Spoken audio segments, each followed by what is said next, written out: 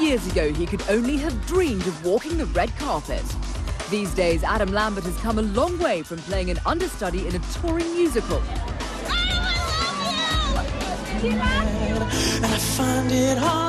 It was on the TV talent show American Idol that saw the then 26-year-old win over a legion of fans. And with this performance,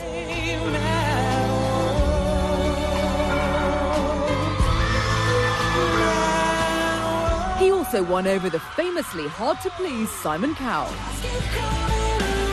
Despite not winning the title, he secured a record deal and climbed singles charts around the world with this song. And his first album with this title track has now sold more than 750,000 copies. But he's not just known for his music. Adam Lambert also made headlines when he publicly acknowledged during an interview with Rolling Stone magazine that he's gay. And when he kissed a male band member during a performance at a recent awards ceremony. This week on Talk Asia, we're in Hong Kong with Adam Lambert during his first world concert tour.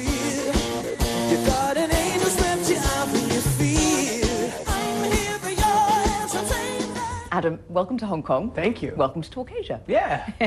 So this is your first headlining tour, Glam Nation, and it's just selling out concert venues everywhere you go. And since Idol, you have been this sort of juggernaut just powering through. Is this what they call living the dream? Yeah, and this is called working really hard to try to hang on to it. I think that that's the thing that a lot of people don't see in the music industry, is that you finally get that chance. And if you don't have the work ethic and the drive to keep it up, I think that it can slip right through your fingers. Exactly, because there are so many American Idol contestants before who did really well on the show. Yeah. But there are all these whatever happened to so-and-so stories. Were you concerned that, oh my God, that might be me? Of course, I thought, I didn't know what to expect after the show ended. I knew there was a lot of interest and excitement.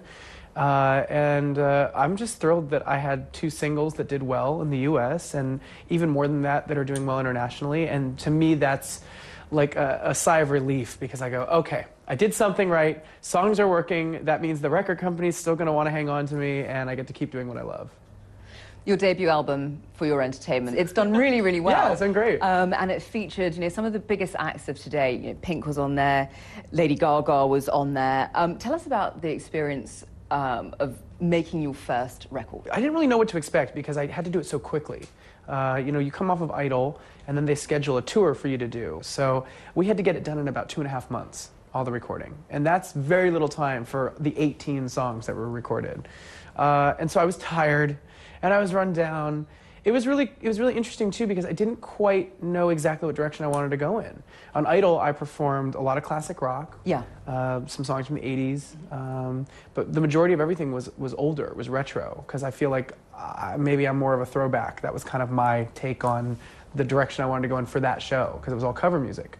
When it came time to do original music, I thought, well, you can't really do a whole album that sounds like classic 70s rock, because it's so specific. Maybe a couple songs should, but I'm not going to get a song on the radio if it sounds like it's from 1975. Mm-hmm. I want to do something current. I want to do something contemporary, but then blend it with my influences.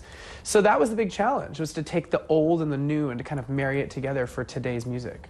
You've certainly come a very long way for a guy who said that he was, afraid of rejection and terrified at the idea of taking risks, because American Idol must have been just absolutely jam-packed with both of those things. Yeah, it was, I remember the first couple episodes, I was so nervous. I was, like, shaking. Hopefully no one saw that, like I had the game face on. You couldn't tell. But after a couple weeks, I finally relaxed a little bit and really started having fun with it. But yeah, I couldn't believe I was actually doing it. I would get off the stage and be like, I can't believe I just performed on camera for 30 million plus people. That's insane. and so I stopped trying to wrap my head around it, because that just made me even more nuts, So I was like, okay, just ignore the cameras. You're on stage doing what you've always done. This is just a game. It's a challenge, and you're trying to win. So keep going. You did come across as very confident, even at your audition. You did Rock With You and Bohemian Rhapsody. Yeah. You couldn't tell in the slightest bit if you were nervous. What are you going to sing for us? Bohemian Rhapsody. Mama, Just killed a man, put a gun against his head, pulled my trigger, now he's dead. I was so nervous during that audition, man. But I was also really tired. I'd been waiting all day, and that kind of helps kind of dull the nerves down a little bit. What was it like standing up there week after week after you'd sung your heart out, waiting to hear whether the judges, especially Simon, were going to love you or just trash you? You know, I realized very quickly that I couldn't put too much weight on their response because they're just three people. And opinions are subjective. Everybody has them. I know as a viewer of the show, so many times I would sit there and disagree very passionately with the three judges when I watched it. So I thought, well, you know, if I take what they say to heart too much, then, you know, the audience is going to see that. And I don't know. I know what I just did was either good or bad. And sometimes it was a mess. And I would go, yeah, it was kind of crazy. You know, sometimes I actually was really thrilled with the performance and I would get a mixed bag reaction and be like, well, I liked it. I had fun. I know the audience had fun, you know, and I'm just be who I am up there. Simon always said, oh, you know, you're too stagey. Right, right. Well, that was my favorite thing in the beginning was the first audition as Simon said, well, you're theatrical. And I said, well, is that a bad thing? I mean, some of my favorite pop stars are theatrical. So I really wanted, such as Madonna, such as Michael Jackson, such as even Justin Timberlake and Usher and Britney Spears and Christina Aguilera and Pink, you name it. Pop is a little bit theatrical. That's the whole vibe. That's the point, is that it's great music, great melodies, great hooks, but on top of it, it's a presentation. There's a showmanship about it. And that's why I've wanted to be a pop star. You became such a recognizable personality on that show, and it even became known as the Adam Lambert show for that particular season. It was like everybody knew that you were going to win. That was it. That was just fact. I didn't know.